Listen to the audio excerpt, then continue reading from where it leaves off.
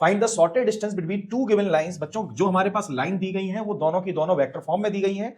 जब भी आपको ऐसा क्वेश्चन दिखाई दे तो आपको सबसे पहले क्या करना होगा, हमें इसके दो वेक्टर्स फाइंड करने होंगे, A1 और A2। A1 A2 कौन होंगे? जनरली आप दोनों लाइंस में देखेंगे जो विदाउट कांस्टेंट दिखाई देंगे वो हमारे पास क्या होंगे, वो होंगे हमारे पास वेक्टर A1 एंड A2। सो ये हो जाएगा हमारे पास 2i - j + 3k, और बच्चों A2 जो होगा वो हो जाएगा हमारे पास i + 4k।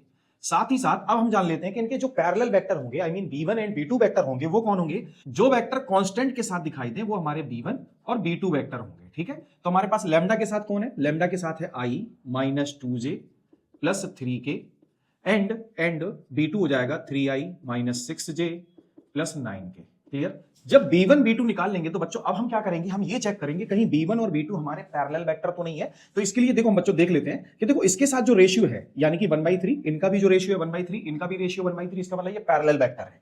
ठीक, ये दोनों के दोनों कैसे होंगे बच्चों? Parallel vector. अगर ये पैरेलल वेक्टर हैं, हमें चेक करना होगा, इनका रेशियो जरूर चेक करना है बच्चों। अगर ये पैरेलल वेक्टर है तो हम किसी एक वेक्टर B को ले लेंगे। ठीक है, तो सपोज करो B वेक्टर हमारे पास क्या आ जाएगा, i - 2j एंड + 3k। अब बच्चों हमें क्या करना होगा, हमें इनके बीच की शॉर्टेस्ट डिस्टेंस का फॉर्मूला लिखना होगा। ठीक, वो फॉर्मूला क्या है? D = A2 - A1 cross B vector whole upon B modulus. ठीक, ये बात सभी को समझ में आ गई होगी। अच्छा, इसका भी मॉडुलस, क्योंकि ये पॉजिटिव वैल्यू देगा। अब बात को समझे, हमें A2 - A1 चाहिए, इसके अकॉर्डिंग तो हम A2 - A1 फाइंड करेंगे। A2 - A1 क्या होगा बच्चों? ध्यान से देखो, A2 मतलब 1 - 2, इसका मतलब -i माइनस, देखो यहां पर देखो j तो है नहीं, तो 0 माइनस j कितना हो जाएगा? प्लस का j, और 4k - 3k कितना होगा बच्चों? प्लस का k भी मिलेगा हमको।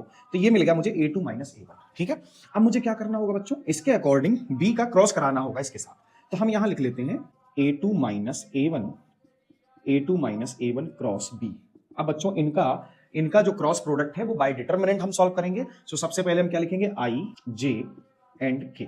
ठीक, अब मैं क्या करूंगा, इस i j k के जो हमारे स्केलर कंपोनेंट हैं, यानी कि A2 - A1 के जो स्केलर कंपोनेंट हैं और b के जो स्केलर कंपोनेंट हैं, उनको यहां पुट कर देंगे। तो A1 A2 का क्या है बच्चों? A1 - A2 का स्केलर कंपोनेंट क्या होंगे? वो होगा -1 +1 एंड 1। ऐसे ही b का जो कंपोनेंट होगा वो 1 - 2 एंड 3, 1 - 2 एंड 3। अब इसके बाद क्या करेंगे? A2 - A1 cross b is equal to, यहां लिखें i ब्रैकेट में, इसमें क्या होगा बच्चों? 1 3 = 3, माइनस प्लस हो जाएगा 2, माइनस j लिखेंगे, इसका माइनस साइन आएगा। हाँ, -1 का मल्टीप्लाई -3 से तो सॉरी +3 से तो 3 आएगा, और 1 का मल्टीप्लाई ये हो जाएगा -1। प्लस का k ले लेंगे बच्चों, तो ये कितना आ जाएगा? ये आ जाएगा प्लस का 2 एंड -1। क्लियर? ये सभी को बात समझ में आ गई होगी। तो यहां लिखूंगा मैं A2 - A1 cross b is equal to, ये हो जाएगा 5i, ये हो जाएगा आपका कितना? 4j, प्लस का 4j, और ये हो जाएगा बच्चों k। ठीक, इसके बाद क्या करेंगे? हम इनका मॉडुलस निकालेंगे। A2 - A1 cross b is equal to बच्चों ध्यान से देखो, इसके जो कंपोनेंट है उनके स्क्वायर का सम करेंगे, रूट लगाएंगे, यानी कि 25 एंड 16 कितना? 41 है, ये हो जाएगा 1 का स्क्वायर 42। सो ये आ गया 42। ऐसे ही बच्चों हम b का भी मॉडुलस निकालेंगे। b का मॉडुलस क्या होगा? b का मॉडुलस होगा, देखो बच्चों यहां से 1 का स्क्वायर 1, यानी -2 का 4, 1 5, ये 5 9 कितना? 14 हो गया। ठीक, अब अकॉर्डिंग टू फॉर्मूला हम दोनों वैल्यूज को पुट कर देंगे। भाई इसका मॉडुलस चाहिए था हमें, तो हमने मॉडुलस निकाल लिया। मॉडुलस की वैल्यू आई √42 अपॉन √14।